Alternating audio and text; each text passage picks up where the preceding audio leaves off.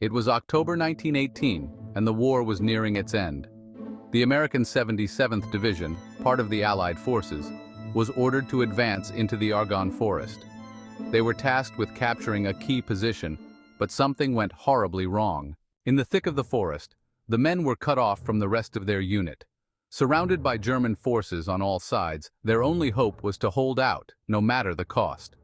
And hold out they did.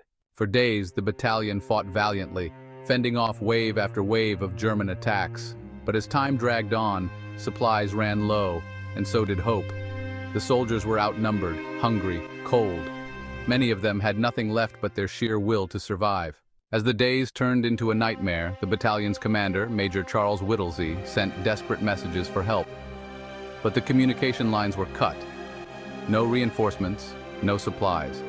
They were alone in the wilderness of war. And yet, against all odds, they held on. For over 5 days, these men, surrounded and forgotten by most of the world, fought off their enemies and survived in one of the most harrowing, cold, and brutal environments imaginable. When the rescue finally came, the men of the Lost Battalion were not just soldiers.